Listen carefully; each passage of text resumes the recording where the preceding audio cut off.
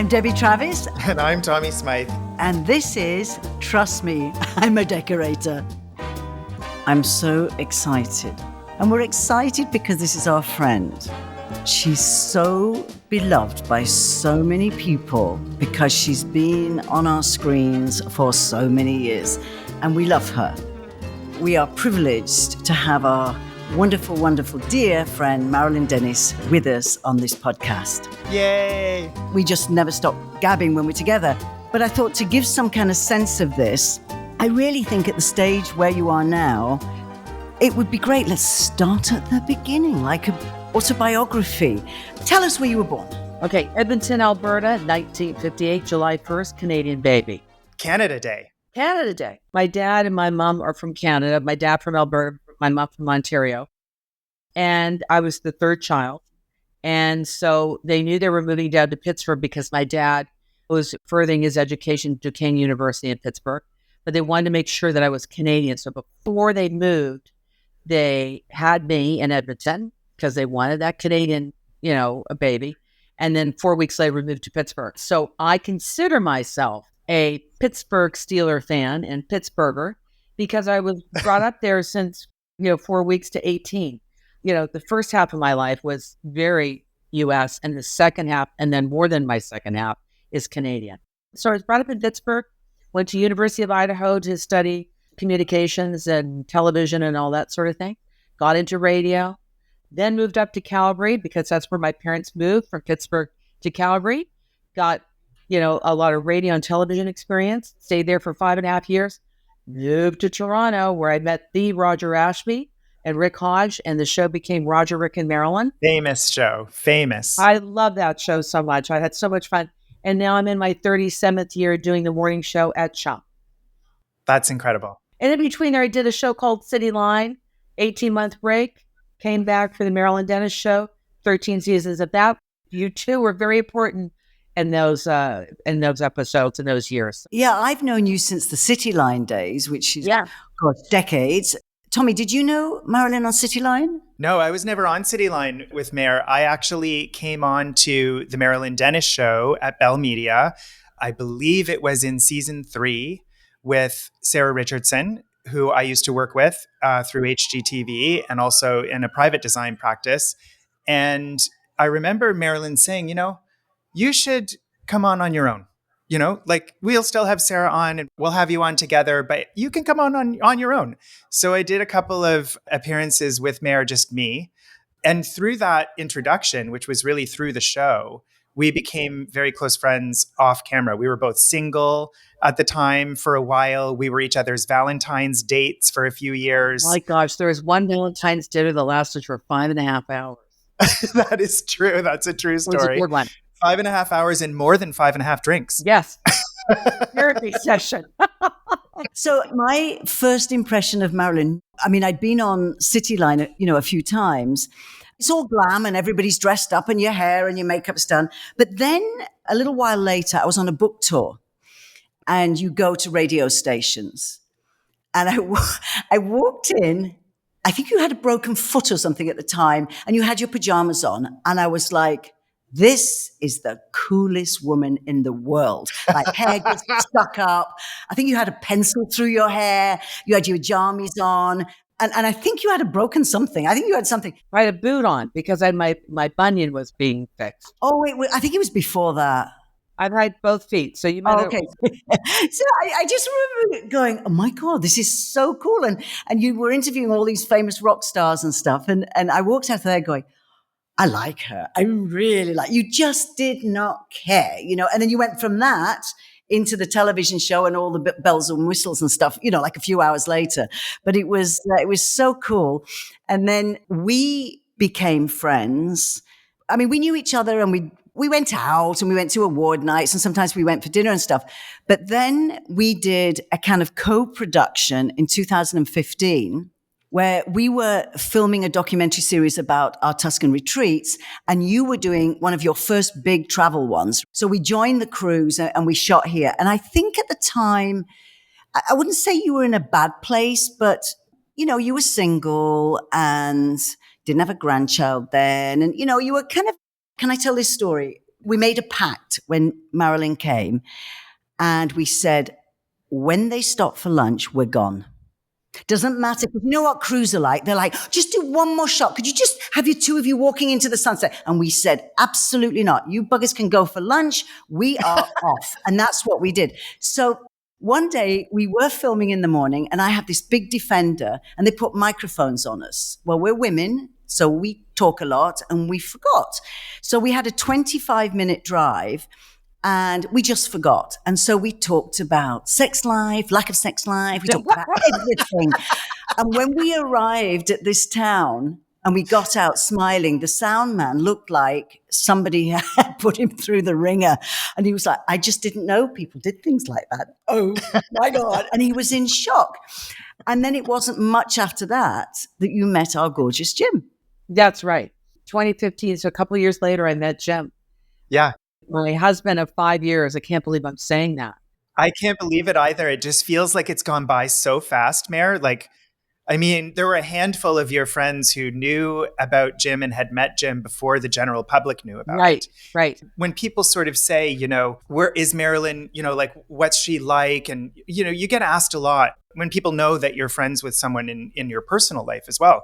And I always say, you know, Marilyn is such a loyal friend and has such loyal friends that one of the miracles of your relationship with Jim was that you were able to have a private relationship that was kept secret for a really long time before you and Jim decided to reveal yourselves as a couple, as a solid couple. That's so true. And I think that's a real testament to who you keep in your circle and how you treat the people who are your friends, because you were so protected. But also, it's not just a normal relationship. I mean, it didn't just happen like two people in a bar meeting. I mean, this was the most extraordinary story. Oh my God, it's the romantic story of all time. The part of it was when we got reconnected because we knew each other in grade 9 and 10, and then he moved away. He called me in the early part of grade 11 and said, who's taking you to the junior prom? He had moved to Nashville, Tennessee from Pittsburgh. And he said, because I'd like to take you as just as friends. And I said, yeah, okay. I thought, yeah. I got the date down already. I don't have to worry about it. I know there's not going to be any drama because we're friends. And we go to the prom and it's great. I send him off to the airport and we write a little bit to one another. And then I take off for university. He's at Vanderbilt University and we become estranged again because he's getting his medical degree and I'm trying to be a broadcaster. And it's not till like 42 years later that he reconnects with me. But when we reconnected, it was so special that we wanted to keep it to ourselves. It was also long distance. He's in Seattle, I'm in Toronto. We wanted to keep it to ourselves to make sure that we were sure of each other. And then it came time to do the press release. Soon after we had a wedding. We actually took the honeymoon before the wedding. We went to Ireland for the Marilyn Denis Show. Yeah, I was there. I was on the honeymoon. You look Claudia McKenna. Well, you know, more than merrier. And we came back and got married at City Hall. And we had just a few people in the backyard who had known about this relationship because, again, we wanted to keep it really special. I did not invite my partner of 30-something years, Roger Ashby. He found out the next day and called me on the air and said, how come I wasn't invited on the air? And I go, well, it's Tuesday. It was at 2:00 at City Hall. And that's your nap time. And he goes, thank you so much. I go. He goes, and frankly, I don't really want to go to a wedding. I go, I know. My sisters didn't even know. Oh my God, that's amazing. It was a very private thing and a very joyful thing. So we're we're lucky. Let's take that back a little bit because this is my memory of you told me and you said that Jim was going to a conference or something in Chicago. Barely knew him. I mean, you hadn't seen him for 40 years. And you said, I think I'm going to go. And then I called you dreadful names. Oh, you can't do that. You don't know him. You know, you're going to be hacked to death by some murderer, you know. And you said, well, I've got a bit of a backup plan in case he turned out to be some. Right. And I called you a few days later and you were breathless. And you said, it was amazing. I love him. It was amazing. Yeah, because I have a very good friend, Jim Karras. You might have met him when you did the Oprah show because he was one of the fitness guys on the Oprah show. And Tommy, you know Jim Karras. I know Jim, yeah. He was 3 or 4 blocks away because I was staying at a hotel, the Thompson Hotel. and Jim's conference was way up there. I made sure that the conference and where I was were together. But we had such a fun evening. Yeah. And then nothing happened the next morning. Nothing happened. The next morning we have breakfast. It's kind of weird. Okay, we have breakfast. And then we go our separate ways. He does the conference. I go home to Toronto. And then he calls me about a week later and says, hey, I'd like to pursue this. I go, I think I would too. And that's what happened. It's such a beautiful love story. And I can tell you that when I met Jim, I already knew a little bit about him because you told me. And on paper, he's quite intimidating. He's a doctor. He's ex-US military. He's handsome as hell. And you kind of think like, he had a lot more going for him than I did. Let's just say that. And so when you meet him, the big surprise is that despite all of his achievements and his huge brain and the fact that he's literally a hero in medicine and the military, he is the most warm and generous and lovely and giving and wonderful person. Like, I immediately, as soon as I met him, I knew that he was the one. I knew right away. What did you talk about? I mean, how many people get together after all those years? And the last time you saw him, you were 18 or something? 16, 17. 16, wow. So you see somebody, 40 years later. What did you talk about? Well, you talked about how many times Miss Dennis has been married. You talk about Miss Dennis's schedule and what that looks like, because she wants to let you know that this was not an easy schedule. Yes. You say to them, when they say, do you like skiing? You go, no, because I'm not going to go skiing anymore. That kind of stuff. You talk about what your mutual interests are. And first of all, what happened to you after we went to the prom and all the things that he had been through. He went to Bosnia for a year, going to University of Miami to get his medical degree, going to San Francisco during the AIDS crisis, all those things. Oh, yes. We've talked about that. And then we're talking about my trajectory, about being in Idaho, going to Calgary, being in Toronto, and then about what does a person who's in the medical field, what does that partner need to know, potential partner, and what do you need to know about what I do? What are you comfortable with, and how much do we share publicly? And he gets stopped in the airport now before I do. Oh my gosh, I'm not surprised. He has his own fan club. It's either that or he looks like Anderson Cooper. Yeah. Oh, yeah. He's so handsome. He has his own fan club, and I'm the president.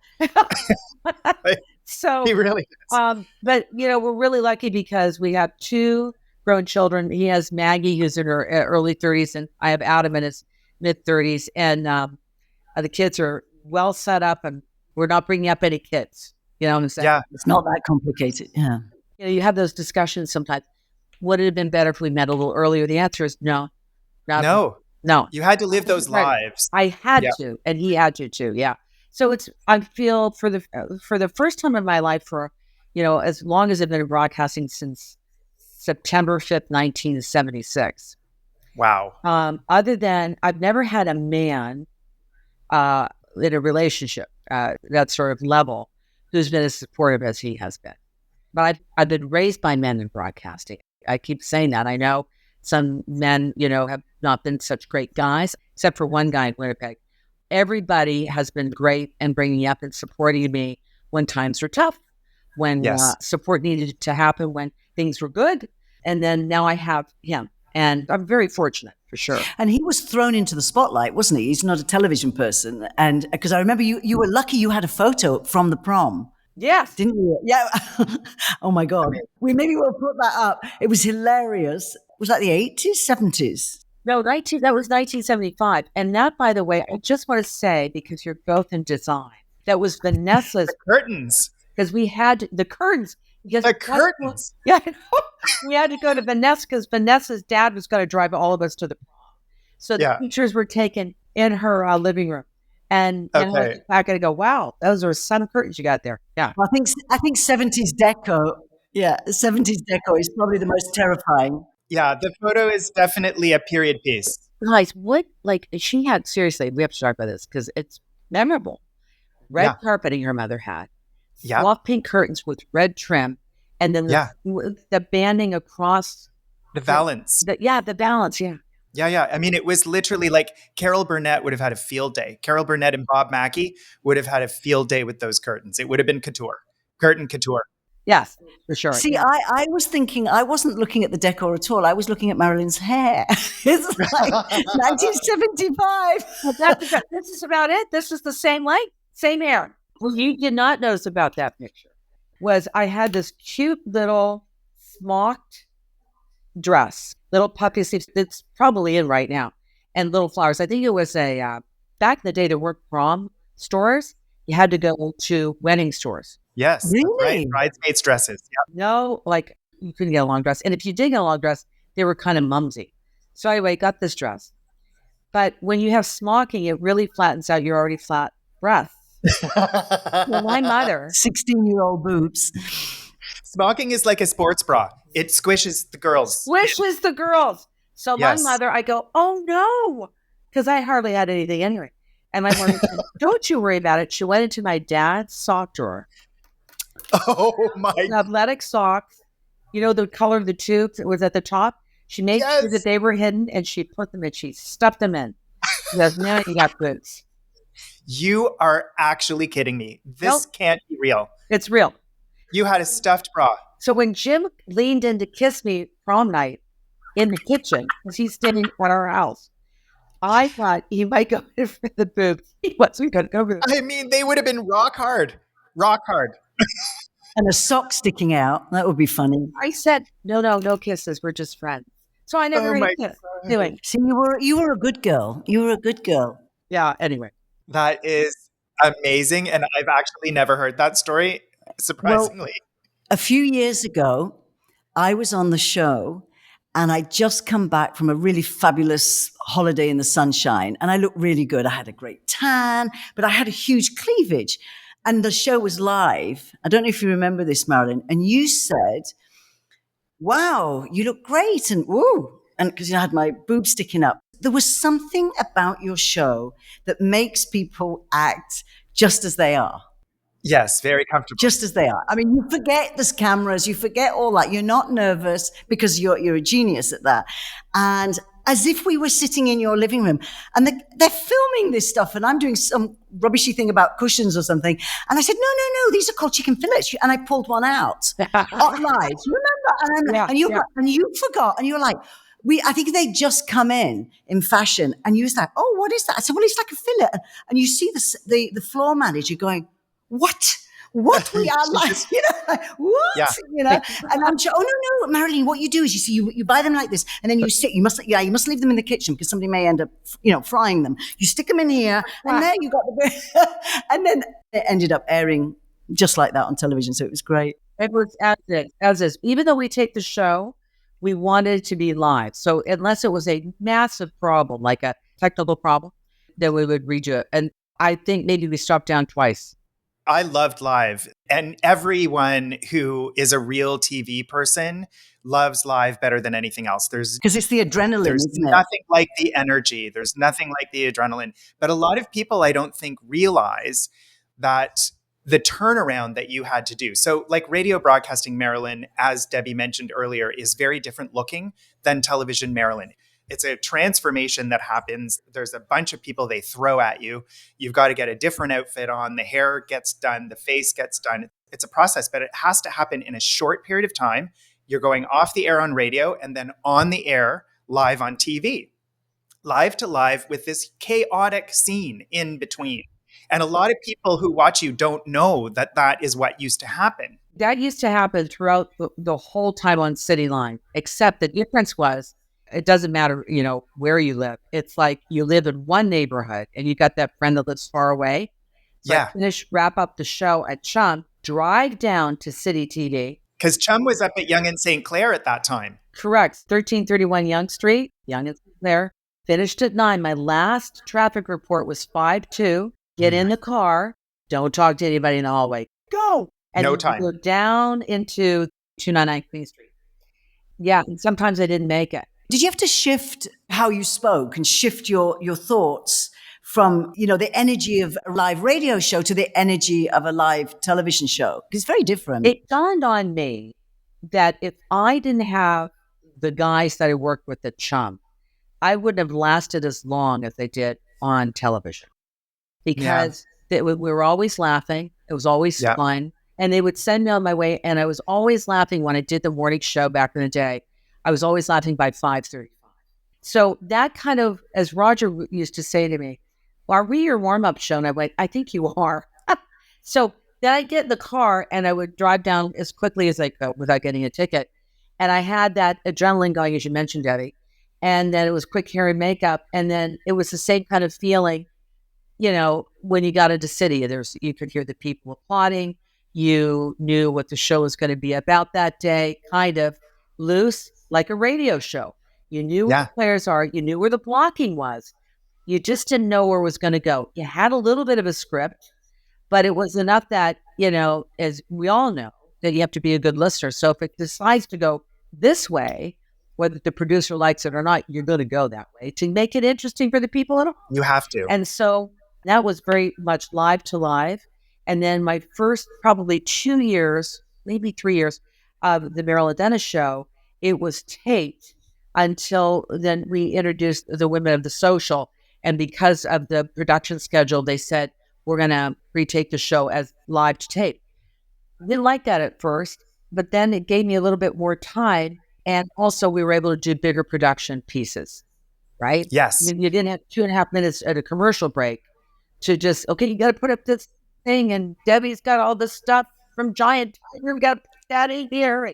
Yeah, so much easier for the crew to be able to have that extra time to reset. My thing is don't wait too long to do it because it's hard for me to get back up again. Exactly. And you're the person who was charged with setting the tone. Yeah.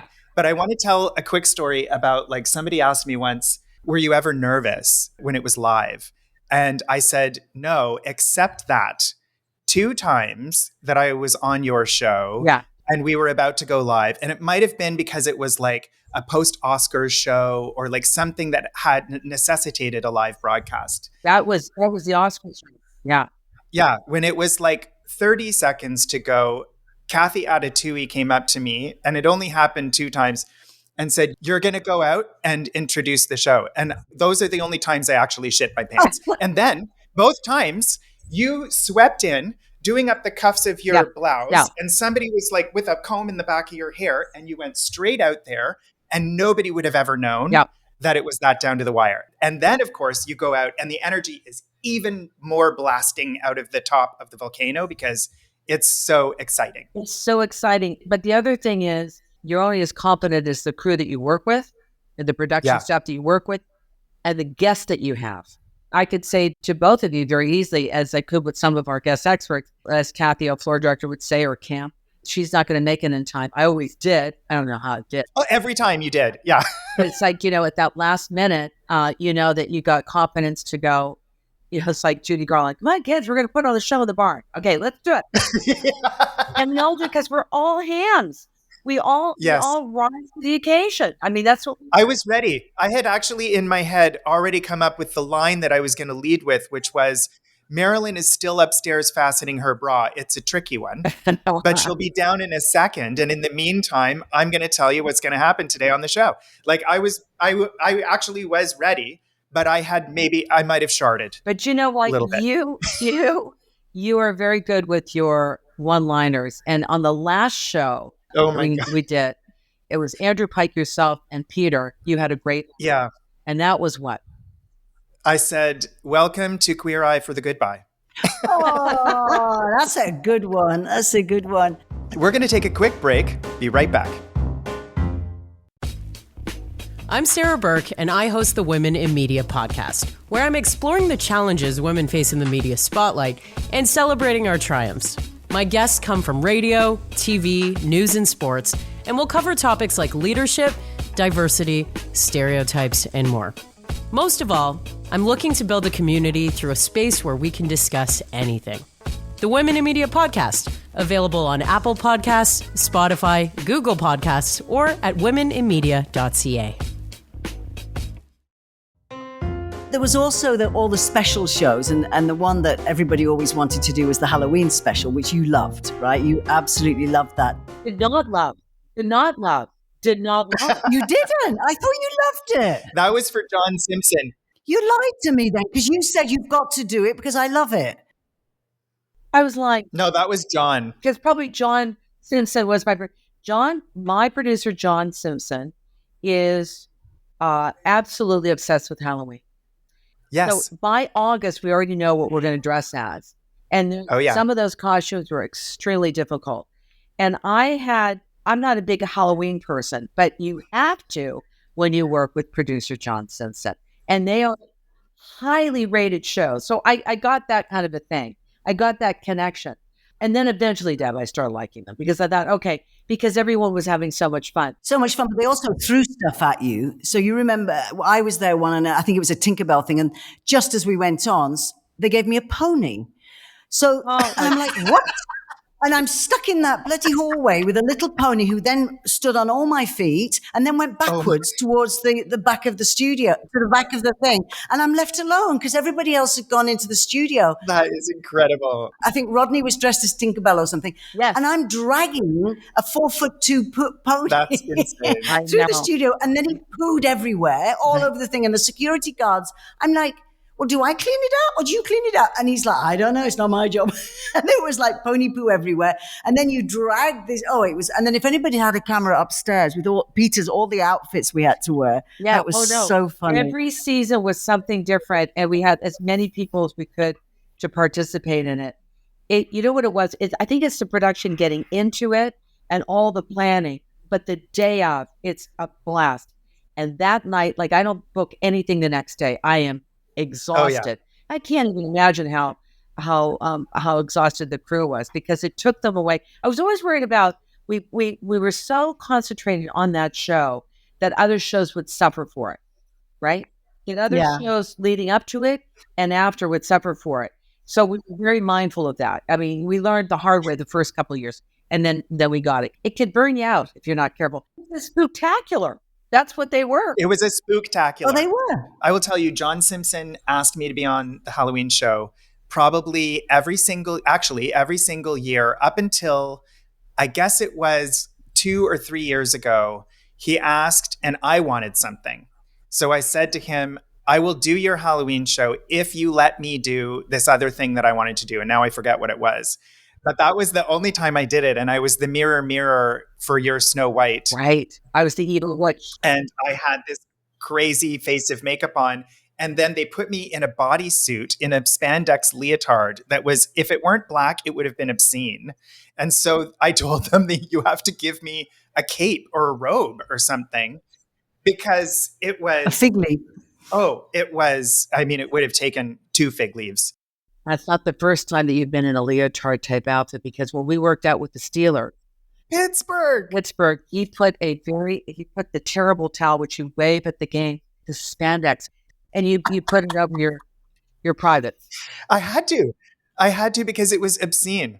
It was obscene. All good memories from Halloween for sure. Oh yeah. Incredible. And our outtakes from the excursions that we would do on Halloween, like John kept sending us to haunted houses. And I am not good in those. You know me, I'm very high strung as it is. And then you put me into an environment where people are jump scaring you and leaping out of pianos and coffins at you. I was the scream queen of the Marilyn Denis Show. You were.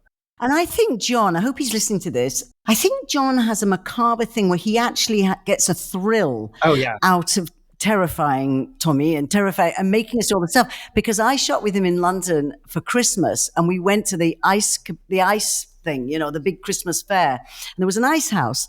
And I said, John, we don't really have to do it. He says, yeah, we're doing it. So we go in and they had an ice bar. So they had glasses made out of ice with vodka in. I said, okay, I'll do that one. And then my lips stuck to it. And John couldn't get the ice glass, a glass made of a block of ice, off my lip and pulled it.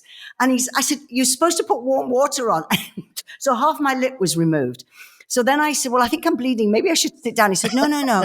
Now we need to go on the slide. And it was an ice slide. And for some reason, I had bare legs. Don't ask me why I had bare legs. And Oh, I know. I had pants on and they came off as I went down the slide. So my bottom stuck to the ice and I could not get off. Luckily, he had learnt his lesson and he went and got some help and got a thing of boiling, a kettle of boiling water and poured it down the slide. So then I had 3rd-degree burns. And it was just like, because he knows what shot he wants to get. That's right. He's macabre. He's macabre, John. I hope you're listening to this. I have to tell you, I always liked it when he came on shoots with us because he would push you just that much further. Yeah. Now you did a lot of excursions, like abroad. So New Zealand? I warned Mary Burke, be very careful with that man because you don't know what he's going to do to you and what he's going to ask you. Anyway. Oh, she's not ready. There's no way she's ready for what's coming. You must have so many stories. Though. You came to Tuscany, you went to Ireland, you went to New Zealand, America, Kelowna, Idaho, Vancouver. We went on the Rocky Mountaineer. Oh, you went on the train. You did the train, right? Yes. Fabulous. That was beautiful. I'd do that again. That's so beautiful. I actually think what a lot of your viewers, and I want to say this to our listeners right now, may not realize is that was your actual holiday. Yeah. That you got a vacation from your CHUM Radio job, and it was a set vacation that occurred at a set time of year, very pre-scheduled and negotiated. Yeah. And you actually so wonderfully chose to use that time to go on a trip with friends and to share that vacation time with your audience, which I think is like above and beyond. We always had a hell of a good time. We all did. On camera and off. We did, because sometimes the memories come up on my phone as they do. And I think... Yeah, and you text them to us. Yeah, I do. And they go, that was so long ago, but that was so much fun. I remember getting really early in Tuscany. Yeah. Your wonderful son is a great photographer. Said, I know where to take some pictures of you. He had this big sheet all set up. And I said, my hair is going to be curly. And I said, just want a cup of coffee. He took such great shots. And I think that's one of my favorite photos of you. Me too. It was used as, I think, season 6 or 7 as the photo shoot. Yeah. I mean, those are memories that I have just talking and being there and going, get your picture taken at Tuscany. This is great. So all good memories. Yeah, that was great. But we also, as I said earlier, we had to, we told the crew we would not, because it was your holiday, we wanted the afternoon off. So one day I took you to this tiny medieval wall village, like tiny, built for donkeys, not for cars. And there was this restaurant with a beautiful terrace looking over the valley. And we had lunch, and then bit by bit, we were talking so much. Everybody else on the terrace left.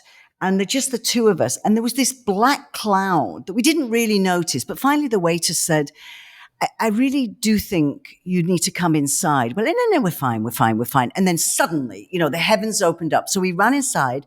And as we ran into the restaurant, 20 Italian bikers, cyclists, ran in with thighs like these bulging thighs. And the waiter said, I'm so sorry. And the road outside turned into a river. You could not leave. The cars were floating.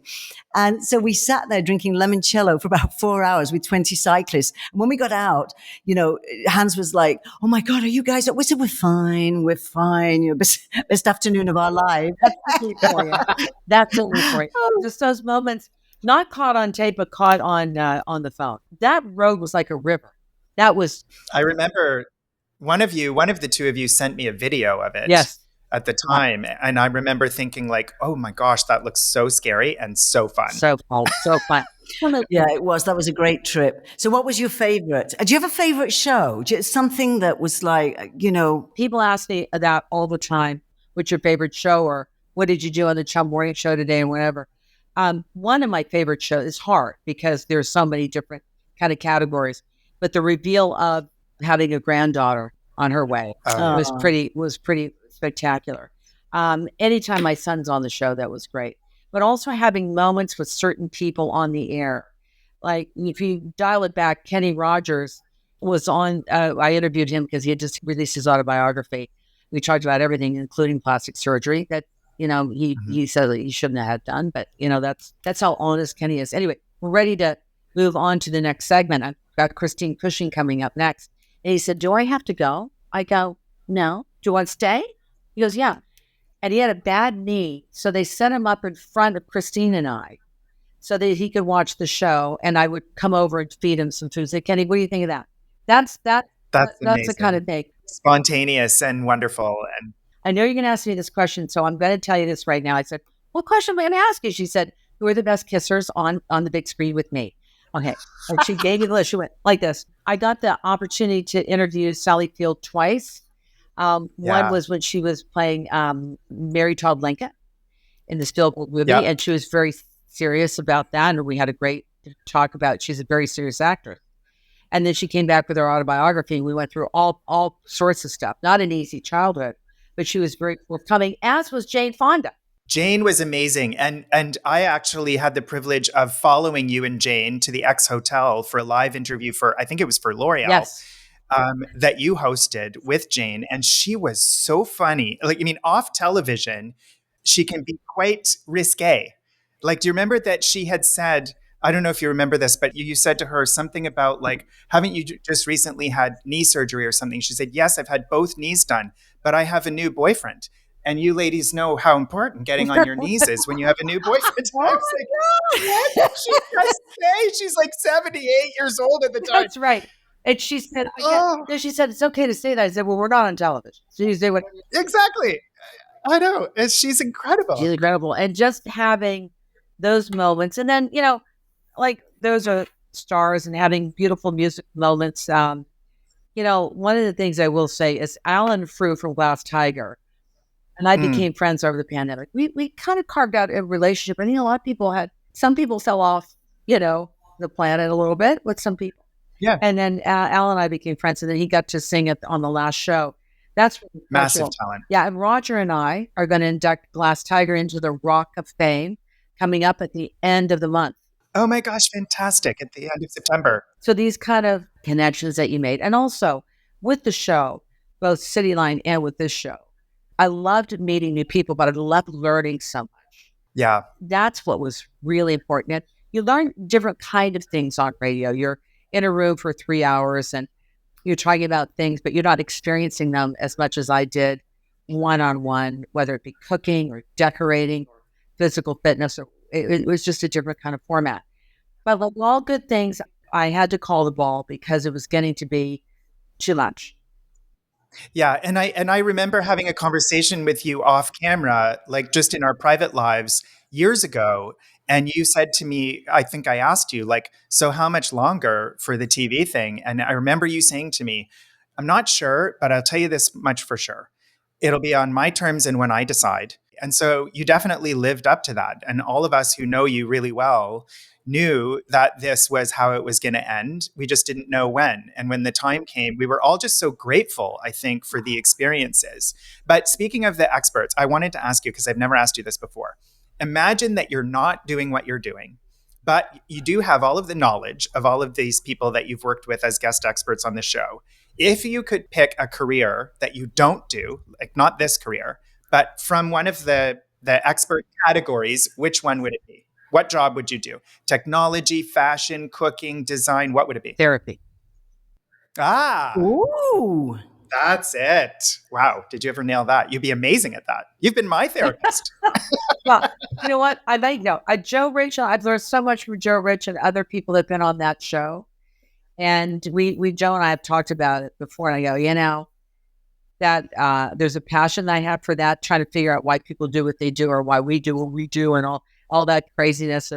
Your curiosity too, is the thing that fueled this incredible, remarkable career. I think Joe's been a great friend for a very long time and also a therapist, my therapist. Like that started out as a friendship, but I said, I think I need to see you because I need some guidance on some things. And then now they've traded the lunches and we have great shared ideas. I love that because when you figure it out, you're so equipped to carry on to the next thing. And there's bad and good stuff that happens in your life, and you just want to have the tools to be able to handle it.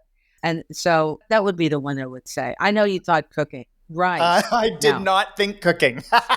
You said one word to me, which I thought was brilliant, because we all kind of knew what was going on. And I said, how are you feeling? And she said, I've asked for one thing and one thing only, an elegant out. And it was. It was fun, but it was seamless. It was beautiful. It was caring. It was emotional. Yes. But it was elegant. And I think that was a lovely way. Thank you. I called it the elegant exit. And the exit was to be respectful to everyone who contributed on the show, especially our special experts, as you two are. And also to be respectful of the audience, to say those surprises that come my way will be your surprises too. And I will say that people say, do you miss doing the show? I miss the people. I miss, Deb's coming in. So we're going to talk about this. Tommy's coming in, or we're going to go on a trip.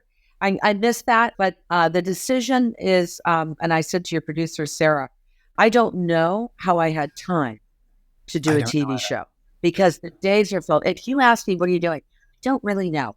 But all of a sudden, it's like 3 o'clock.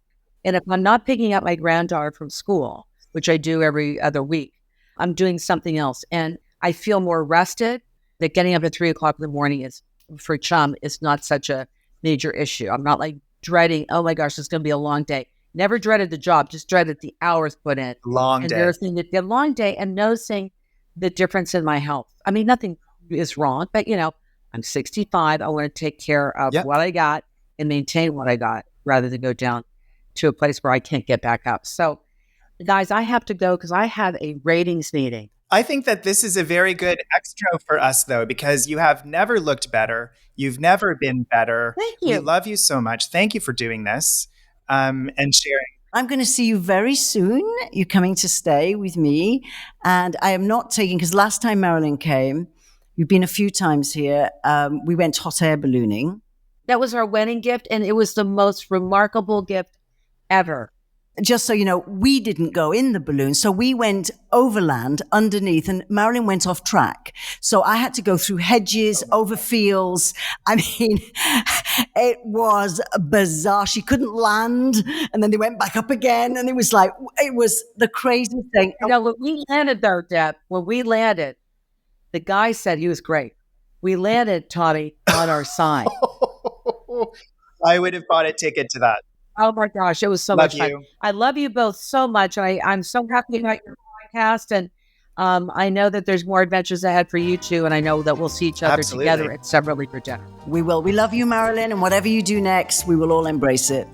Love you too. Thank you, my loves. So to keep up with the adventures of Marilyn Denis, we've got her links in the show notes. And of course, make sure you're following along at the Trust Me Pod on Instagram, because we've got videos so you can see our gorgeous faces there. So it's goodbye from me and goodbye from him. Yeah, that's me. And goodbye from her. Thanks so much for listening.